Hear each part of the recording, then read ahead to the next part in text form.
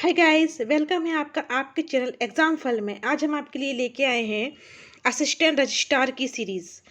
आपको मालूम ही है, असिस्टेंट रजिस्ट्रार सहायक कुल सचिव के फॉर्म फिल हो चुके हैं। उसकी एग्ज़ाम डेट आने वाली है, कभी भी आ सकती है। तो हम उसी के एमसीक्यू सॉल्व करेंगे। तो ये पार्ट बी के एमसीक्यू हैं। पार्ट बी में यूनिट 1 जो कि उच्च शिक्षा से संबंधित है। तो आप देख सकते हैं सिलेबस में कि इसमें किन किन चीज़ों के बारे में बताया गया है। ठीक है, तो यूनिट 1 के जितने भी एमसीक्यू बन सकते हैं हम आज सॉल्व करेंगे। उच्च शिक्षा ढांचा प्रकार, निम्नांकित प्रशासनिक ढांचा उत्तरदायित्व, ठीक है, अखिल भारतीय तकनीकी शिक्षा परिषद, चिकित्सा आयोग, ठीक है, उद्देश्य कार्यक्रम शिक्षा मंत्रालय। इसके अलावा ये आप देख रहे हैं अंतर्राष्ट्रीय संस्थाएं वगैरह, United, Commonwealth, UNICEF, world bank. ठीक है, तो ये सारा सिलेबस जो है वो दिया गया है यूनिट 1 में, पार्ट बी के। ठीक है, पार्ट ए में तो पता ही है आपको, एमपीजी के है, करंट अफेयर है, कंप्यूटर है, स्पोर्ट्स वगैरह है। लेकिन पार्ट बी में लोगों को ज़्यादा कठिनाई आ रही है, तो इसकी डिमांड आ रही थी कि मैं पार्ट बी पे वीडियो बनाऊं। चलिए तो देखते हैं, हम इसके एमसीक्यू स्टार्ट करते हैं। तो पहला क्वेश्चन है, एनसीईआरटी की स्थापना। एनसीईआरटी की स्थापना भारत सरकार द्वारा किस वर्ष की गई? ठीक है, तो एमसीक्यू की स्थापना भारत सरकार द्वारा 1961 में की गई थी। ठीक है, एनसीईआरटी की स्थापना भारत सरकार द्वारा किस वर्ष की गई थी? 1961, 1961 में की गई थी। चलिए आगे देखते हैं हम कि निम्न में से किस संस्थान की स्थापना यूनेस्को के साथ संविदा के तहत की गई थी? तो यूनेस्को के साथ संविदा के तहत की गई थी एनआईपीए, नीपा, इसकी स्थापना की गई थी। ठीक है, यूजीसी की स्थापना किस निम्न में से किस रिपोर्ट का परिणाम थी? तो यूजीसी की स्थापना जो थी वो सर्जेंट रिपोर्ट आई थी, उसी के बाद यूजीसी की स्थापना हुई थी। यूजीसी का फुल फॉर्म क्या है, आप हमें कमेंट बॉक्स में लिख के जरूर बताएं। यूजीसी के कार्यों के बारे में निम्न में से कौन सा कथन सही है? तो आप देखिए, विश्वविद्यालय के अधीन विश्व महाविद्यालयों के शिक्षा स्तर का निर्धारण करना सही बात है। शैक्षणिक संस्थाओं के मध्य समन्वय करना सही बात है। विश्वविद्यालयों को कार्य हेतु धनराशि मुहैया कराना सही बात है। तो इसका आंसर होगा ऑल ऑफ दिस। तो यूजीसी के सारे काम जो हैं यूजीसी के तहत आते हैं। ठीक है, चलिए, आईसीटीई की स्थापना एक सलाहकार विभाग के रूप में किस वर्ष की गई थी? तो 1945 में आईसीटीई की स्थापना की गई थी। NCTE, national council of teacher education का मुख्यालय कहाँ है? तो उसका मुख्यालय कहाँ पे है? दिल्ली में। ऑलमोस्ट चीज़ों के मुख्यालय आपको दिल्ली में ही मिलेंगे। आईसीएआर क्या है? एक स्वायत्त संस्था है आईसीएआर। ठीक है, तो हमारे इतने क्वेश्चन कंप्लीट हुए। आगे हम देखते हैं। ठीक है, नेक्स्ट क्वेश्चन देखते हैं। वर्तमान में भारत में कितने भारतीय प्रौद्योगिकी संस्थान है? तो 14 है। ठीक है, उसके अलावा राष्ट्रमंडलीय देशों की दूरस्थ शिक्षा गतिविधियों से संबंधित कॉमनवेल्थ ऑफ लर्निंग की स्थापना किस वर्ष की गई? तो कॉमनवेल्थ ऑफ लर्निंग की स्थापना 1992 में की गई थी। कॉमनवेल्थ ऑफ लर्निंग का मुख्यालय कहाँ पर है? तो न्यूयॉर्क में है कॉमनवेल्थ ऑफ लर्निंग का मुख्यालय। भारत में शिक्षा के उद्देश्यों का निर्धारण करते समय निम्न में से किसका ध्यान रखने की आवश्यकता नहीं है? ठीक है, तो शिक्षा के उद्देश्यों का मतलब शिक्षा के क्या उद्देश्य होने चाहिए, तो इसके लिए क्या पूछा है, आप ये नहीं वाला वर्ड जरूर देख लिया करिए कि पूछ क्या रहा है। शिक्षा के उद्देश्यों का निर्धारण करते समय किसका ध्यान रखने की आवश्यकता नहीं है? ठीक है, तो हमारी वर्तमान मांगे क्या है? बिल्कुल सही है, इसकी तो जरूरत है, आवश्यकता है। ठीक है, हमारी कितनी भौतिक प्रगति हुई है, उद्देश्य कहाँ तक व्यवहारिक है, उद्देश्यों में सर्वांगीणता कहाँ तक है।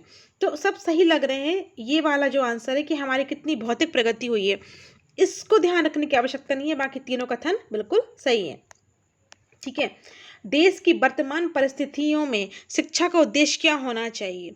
तो देश की वर्तमान परिस्थितियों में शिक्षा का उद्देश्य क्या होना चाहिए? क्या होना चाहिए, आपको क्या लगता है शिक्षा का उद्देश्य क्या होना चाहिए? तो मेन होना चाहिए अच्छे नागरिकों का निर्माण। ठीक है, शिक्षा का मेन उद्देश्य क्या होना चाहिए? अच्छे नागरिकों का निर्माण होना चाहिए। चलिए, शिक्षा का उद्देश्य व्यक्ति का मानसिक विकास है। इसे आप शिक्षा का कौन सा उद्देश्य कहेंगे? शिक्षा का उद्देश्य व्यक्ति का मानसिक विकास है। इसे आप शिक्षा का कौन सा उद्देश्य कहेंगे? ठीक है, तो मेरी ख्याल से इसका आंसर ही होना चाहिए शिक्षा का व्यक्तिगत। ठीक है, उसके बाद आगे देखते हैं हम। विश्वविद्यालय शिक्षा आयोग के अध्यक्ष थे। तो विश्वविद्यालय शिक्षा आयोग के जो अध्यक्ष थे वो कौन थे? तो डॉक्टर सर्वपल्ली राधाकृष्ण। ठीक है, शिक्षा आयोग के जो अध्यक्ष थे वो कौन थे? सर्वपल्ली राधाकृष्ण। चलिए आगे देखते हैं हम। उच्च शिक्षा का माध्यम अंग्रेजी की बजाय प्रादेशिक भाषाएं होनी चाहिए, ऐसा सुझाव किसने दिया? उच्च शिक्षा का माध्यम अंग्रेजी के बजाय क्या होना चाहिए? प्रादेशिक भाषाएं। तो ये दिया था विश्वविद्यालय शिक्षा आयोग ने। ठीक है, चलिए आगे देखते हैं। ग्रामों में छोटे साबासिक स्नातक पूर्व कॉलेजों की स्थापना की जाए और इन कॉलेजों के केंद्र में एक ग्रामीण या रूरल विश्वविद्यालय की स्थापना की जाए, ऐसा सुझाव किसने दिया था? ठीक है, क्या बोला गया था कि गांव में छोटे साबासिक स्नातक पूर्व कॉलेजों की स्थापना की जाए, मतलब स्नातक पूर्व कॉलेज बनाए जाए। ठीक है, और ग्रामीण या रूरल विश्वविद्यालय की स्थापना की जाए केंद्र में एक, ये सुझाव दिया था राधाकृष्ण आयोग ने।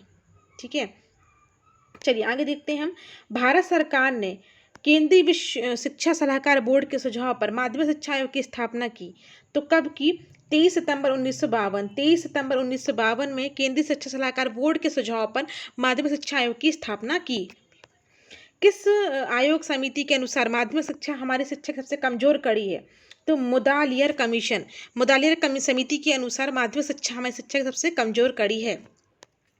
बहुउद्देशीय विश्वविद्यालयों की स्थापना का सुझाव दिया था, तो बहुउद्देशीय विद्यालयों की स्थापना का सुझाव दिया था माध्यमिक शिक्षा आयोग ने। चलिए आगे देखते हैं हम। माध्यमिक शिक्षा आयोग ने शिक्षा संरचना सुझाव दिया। ठीक है, तो माध्यमिक शिक्षा आयोग ने शिक्षा संरचना सुझाव दिया, तो 11+3।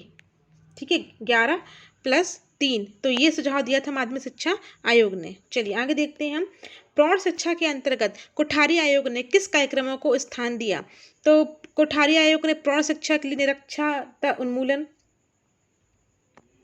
ठीक है, अनावरत शिक्षा, पत्राचार पाठ्यक्रम, तो ये तीनों ही सुझाव दिए थे कोठारी आयोग ने प्रौढ़ शिक्षा के लिए, तो ऑल ऑफ दिस इसका आंसर हो जाएगा।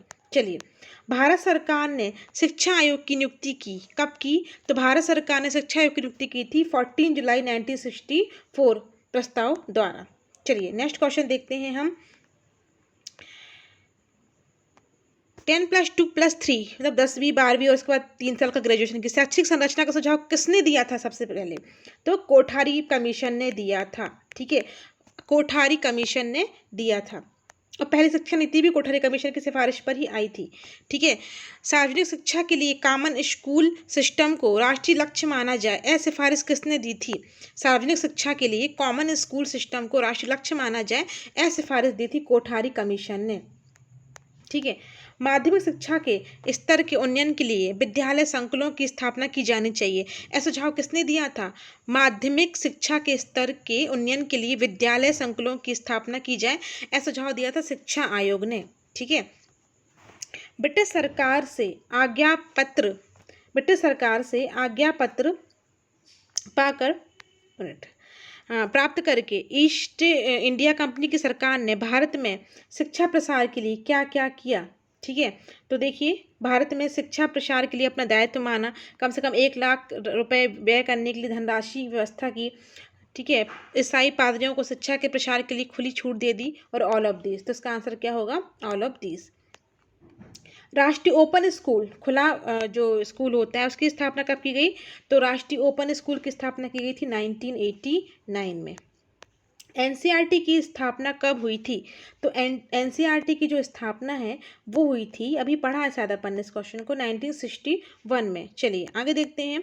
निम्नलिखित में से किस शिक्षा की जांच हंटर आयोग द्वारा की गई? तो प्राथमिक शिक्षा, ठीक है, प्राथमिक शिक्षा की जो थी जांच हंटर आयोग द्वारा की गई थी। निम्नलिखित में से किस वायसराय के शासनकाल में भारतीय विश्वविद्यालय आयोग की स्थापना की गई थी? तो लॉर्ड कर्जन के शासनकाल में भारतीय विश्वविद्यालय आयोग की स्थापना की गई थी 1904 में। ठीक है, आगे देखते हैं हम।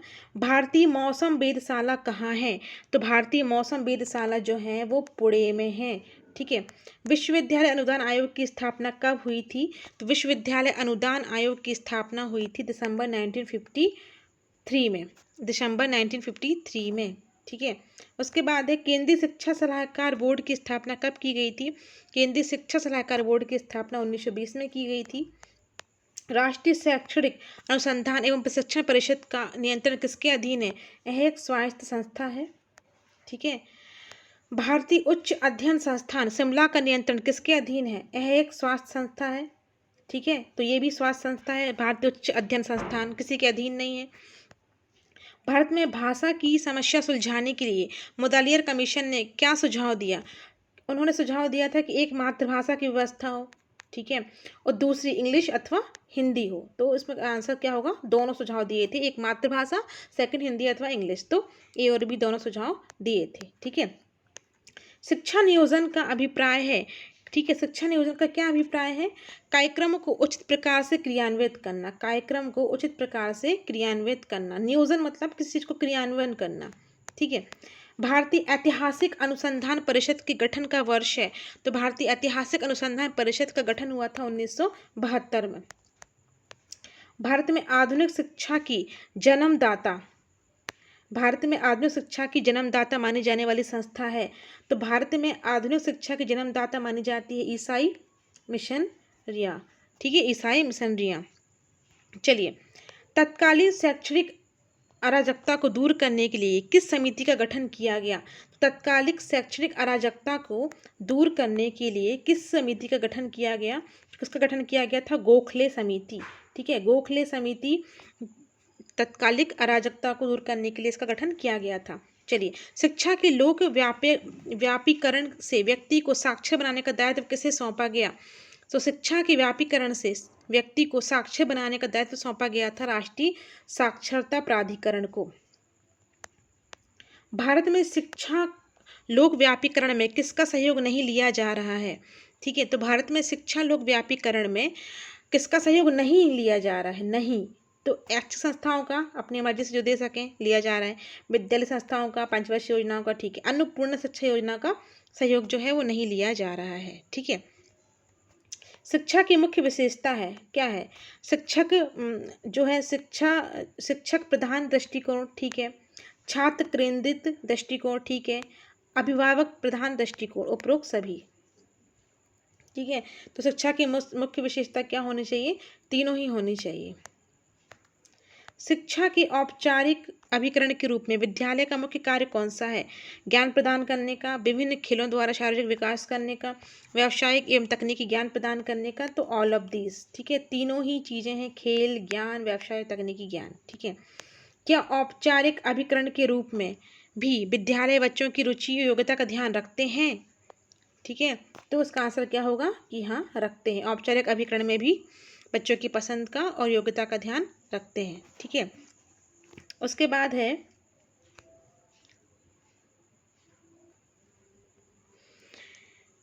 जिला प्राथमिक शिक्षा कार्यक्रम किस वर्ष प्रारंभ किया गया? तो जिला प्राथमिक शिक्षा कार्यक्रम जो था वो 1994 में प्रारंभ किया गया था, ठीक है। केंद्रीय भेड़ व ऊन अनुसंधान संस्थान कहाँ पे है? तो केंद्रीय भेड़ और ऊन अनुसंधान संस्थान जो है वो अंबिका नगर में है। अब अंबिका नगर कहाँ पे, किस स्टेट में आता है, आप लोग कमेंट बॉक्स में कमेंट करिएगा, ठीक है। केंद्रीय भैंस अनुसंधान संस्थान स्थित है, तो केंद्रीय भैंस अनुसंधान संस्थान कहाँ पर है? हिसार। हिसार कहाँ पे आता है? हरियाणा में, ठीक है। उसके बाद जूट प्रौद्योगिकी अनुसंधान प्रयोगशाला स्थित है, तो जूट प्रौद्योगिकी अनुसंधान प्रयोगशाला स्थित है कहाँ पे? कोलकाता में। जूट प्रौद्योगिकी अनुसंधान संस्थान प्रयोगशाला कहाँ पे है? कोलकाता में। भारतीय इतिहास अनुसंधान परिषद की स्थापना कब की गई थी? तो भारतीय इतिहास अनुसंधान परिषद की स्थापना की गई थी 1972 में, ठीक है। चलिए नेक्स्ट क्वेश्चन देखते हैं हम। इनमें से किस नाम का प्रयोग खुले विश्वविद्यालय के लिए नहीं होता? ठीक है, तो देखिए, नहीं होता पूछा है, नहीं होता, तो मुक्त विश्वविद्यालय कहते हैं खुले विश्वविद्यालय को, ठीक है। खुले आकाश का विश्वविद्यालय ये भी एक उपनाम है खुले विश्वविद्यालय का। दीवार विहीन विश्वविद्यालय ये भी एक प्रकार है खुले विश्वविद्यालय का। परंपरागत विश्वविद्यालय है ये इसका नाम नहीं है, ठीक है, इसके लिए ये शब्द प्रयुक्त नहीं होता। चलिए, भारत में सर्वप्रथम स्वतंत्र रूप से मुक्त विश्वविद्यालय की स्थापना का श्रेय किसे जाता है? तो सबसे पहले आंध्र प्रदेश की सरकार ने सबसे पहले मुक्त विश्वविद्यालय की स्थापना की थी। तो मुक्त विश्वविद्यालय कहाँ खोला गया? तो कहाँ खोला गया था? ये अन्नामलाई में खोला गया था, ठीक है। उसके बाद देखते हैं इंदिरा गांधी राष्ट्रीय मुक्त विश्वविद्यालय किस वर्ष खोला गया? इंदिरा गांधी राष्ट्रीय मुक्त विश्वविद्यालय 1985 में खोला गया था। इंदिरा गांधी राष्ट्रीय मुक्त विश्वविद्यालय है कहाँ? तो ये न्यू दिल्ली में है, 1985 में खुला था और न्यू दिल्ली में ये है। इंदिरा गांधी राष्ट्रीय मुक्त विश्वविद्यालय ने कब से कार्य करना प्रारंभ किया? तो 1985 में स्थापना हुई, 1986 में काम करना प्रारंभ कर दिया था। ठीक है, उसके बाद देखते हैं विश्वविद्यालय शिक्षा में सुधार के लिए कौन सा आयोग गठित किया गया? ठीक है, तो विश्वविद्यालय शिक्षा में सुधार के लिए राधा कृष्ण आयोग को गठन किया गया था। चलिए, अखिल भारतीय उच्च आयोग के अध्यक्ष कौन थे? अखिल भारतीय उच्च आयोग के अध्यक्ष थे डॉक्टर राधा कृष्ण। अखिल भारतीय उच्च आयोग के अध्यक्ष कौन थे? डॉक्टर राधा कृष्ण। अखिल भारतीय उच्च आयोग कब गठित किया गया? अखिल भारतीय उच्च आयोग 1948 में गठित किया गया था। ग्रामीण विश्वविद्यालय की स्थापना की सिफारिश किसने की थी? तो ग्रामीण विश्वविद्यालय की स्थापना की सिफारिश की थी राधाकृष्ण आयोग ने। ठीक है, उसके बाद है एनसीटीई परिषद का कार्यकाल कितने वर्ष का होता है? तो एनसीटीई परिषद का कार्यकाल 4 वर्ष का होता है। ठीक है, चलिए आगे देखते हैं हम।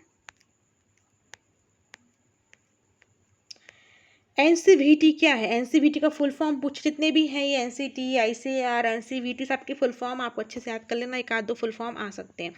National council for vocational training, national council for vocational training. ठीक है, एनसीवीटी की स्थापना का वर्ष है, एनसीवीटी की स्थापना का वर्ष है 1956। ठीक है, उसके बाद है आईसीएआर की स्थापना की गई थी, तो आईसीएआर की स्थापना की गई थी सोसाइटी रजिस्ट्रेशन एक्ट 1860। आईसीएआर का फुल फॉर्म क्या है? कमेंट बॉक्स में करके बताइए हमें। ठीक है, सोसाइटी रजिस्ट्रेशन एक्ट 1860 में की गई थी। प्रोफेसर यशपाल समिति का संबंध निम्न संस्था से है। प्रोफेसर यशपाल समिति का संबंध है INCHER, इस संस्था से है। ठीक है, यूजीसी किस वर्ष संसद के द्वारा एक वैधानिक संस्था बनाया गया? तो यूजीसी को पार्लियामेंट के द्वारा एक वैधानिक संस्था बनाया गया था 1956 में। चलिए, IBRD की स्थापना कब हुई थी? IBRD की स्थापना हुई थी 1945 में। ठीक है, IBRD IMF की स्थापना की गई थी। ठीक है, तो इसकी स्थापना की गई थी ब्रेटन वुड्स सम्मेलन के प्रस्ताव द्वारा। ठीक है, ब्रेटन वुड्स सम्मेलन के प्रस्ताव द्वारा की गई थी। यूनेस्को का मुख्यालय कहाँ पर है? यूनेस्को का मुख्यालय कहाँ पे है? पेरिस में है यूनेस्को का मुख्यालय। ठीक है, ADB, ठीक है, एशियाई डेवलपमेंट बैंक, इसका मुख्यालय कहाँ पे है? तो मनीला में है एशिया डेवलपमेंट बैंक का मुख्यालय। शार्क के सदस्यों की संख्या कितनी है? तो शार्क के सदस्यों की संख्या कितनी है? 8 है। ठीक है, तो अगर आपको शार्क के सदस्य याद नहीं है तो मैं आपको शॉर्ट ट्रिक से शार्क के सदस्यों को याद करा सकती हूँ। किस किस को याद नहीं है कमेंट बॉक्स में करके बताइए, किसको ट्रिक चाहिए है इसकी, अब हमें बताइएगा, हम इसकी ट्रिक जरूर लेके आएंगे। आराम से आपको 8 जो कंट्री हैं शार्क के मेंबर की याद हो जाएंगी। चलिए, तो आपको हमारा वीडियो कैसा लगा हमें कमेंट बॉक्स में लिख के जरूर बताइएगा, और अभी तक आपने हमारे चैनल को सब्सक्राइब नहीं किया है तो सब्सक्राइब कर लीजिए, क्योंकि अब असिस्टेंट रजिस्ट्रार की जितनी भी यूनिट्स हैं वो पूरी हम उसकी MCQ की सीरीज़ लाने वाले हैं। ठीक है, तो आज का हमारा क्वेश्चन ये है कि हमने जो आपको फुल फॉर्म पूछे हैं, ठीक है, ICAR के फुल फॉर्म वो आप हमें बताएंगे। ठीक है, NCTE का फुल फॉर्म है वो आप हमें बताएंगे। ठीक है, तो फुल फॉर्म आप हमें लिख के बताइएगा कमेंट बॉक्स पे। ठीक है, और किस किस को शार्क के सदस्यों की ट्रिक चाहिए है लिख के बताइएगा, हम ये ट्रिक लेके आएंगे। 2 मिनट में आपको शार्क के 8 मेंबर याद हो जाएंगे। ठीक है, चलिए तो हम अपना वीडियो यहीं कंप्लीट करते हैं। Thank you.